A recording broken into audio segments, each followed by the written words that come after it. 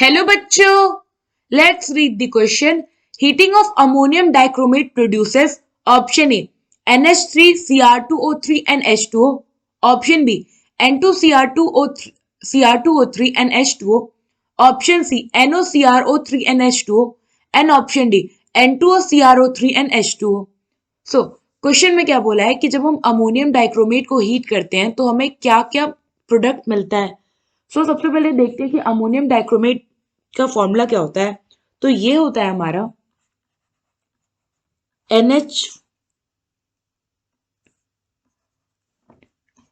NH4 whole twice Cr2O7।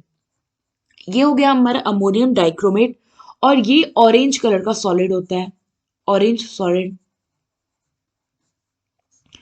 ना जब हम इसको हीट करते हैं तो बेसिकली यहाँ क्या होता है, रिडॉक्स डिकम्पोजिशन होता है।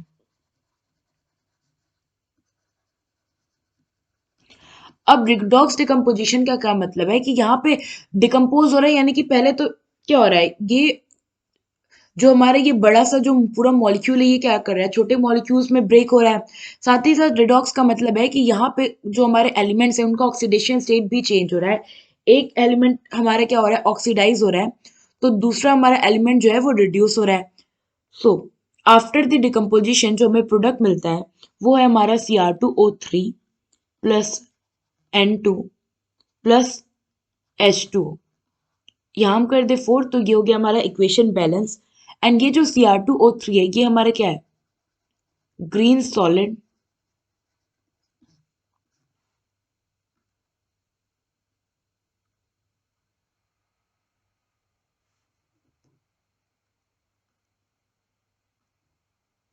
ना अगर आप देखो तो प्रोडक्ट में हमें यहाँ क्या मिला था, Cr2O3 N2 and H2O।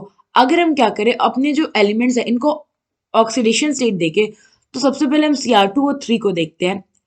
N2 में क्या होगा, ऑक्सीडेशन स्टेट हो जाएगा हमारा 0।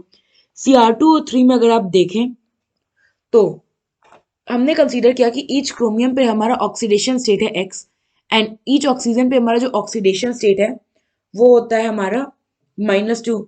नाउ अब हम क्योंकि हम पे 2 क्रोमियम ऑक्साइड है, हम क्या करेंगे यहाँ पे, ये कह लेंगे कि ईच पे अगर हम पे x ऑक्सीडेशन स्टेट है तो टोटल 2 क्रोमियम है तो 2 पे कितना ऑक्सीडेशन स्टेट होगा, +2। तो 2x, तो ये हो गया हमारा 2x प्लस 3 इंटू -2। अब 3 इंटू -2 क्यों किया, क्योंकि हम पे टोटल क्या है, 3 ऑक्सीजन एटम है और ईच ऑक्सीजन एटम पे क्या होता है, -2 चार्ज होता है और इक्वल्स टू 0 क्योंकि ये हमारे क्या एक न्यूट्रल कंपाउंड है ना। अब हम यहाँ से x निकाले तो ये हो जाएगा 2x इज इक्वल टू 6 और x आ गया हमारा +3। नाउ +3 आ गया, अब क्रोमियम पे हमारा ऑक्सीडेशन स्टेट हो गया +3। ना अगर हम देखें अपना जो अमोनियम डाइक्रोमेट है, अमोनियम डाइक्रोमेट में अगर हम ऑक्सीडेशन स्टेट निकालें तो यहाँ पे हमारे पहले तो हम अपना कॉम्प्लेक्स सॉल्व करें तो ईच जो हमारा हाइड्रोजन है उस पे क्या है, अगर आप देखो पहले इसको अगर डिसोशिएट करें अमोनियम डाइक्रोमेट को तो ये कैसे होगा, हमारा पहला तो हो गया एक डाइक्रोमेट आयन जो Cr2O7।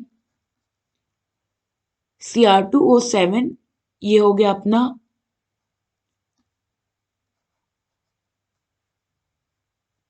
-4, ये हो गया हमारा एनायनिक पार्ट।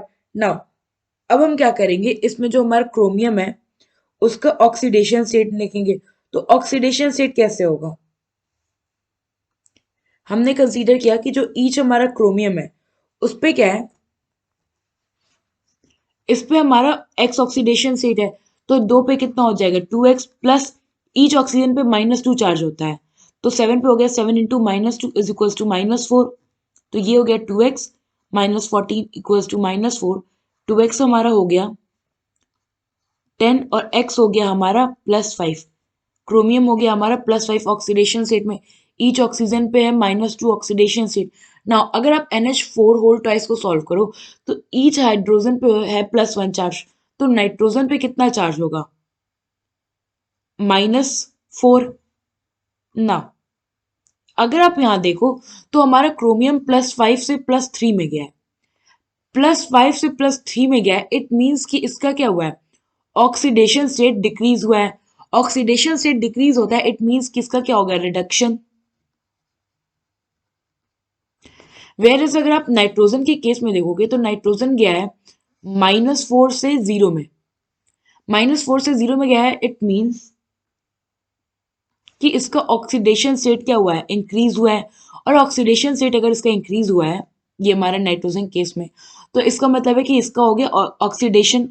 तो आपने देखा कि कैसे यहाँ पे रिडॉक्स रिएक्शन भी हुआ है और साथ ही साथ डिकम्पोजिशन भी हुआ है ना। अब हम अपना प्रोडक्ट देखें तो प्रोडक्ट में हमारा है Cr2O3 N2N H2O। सो यहाँ पे हमारा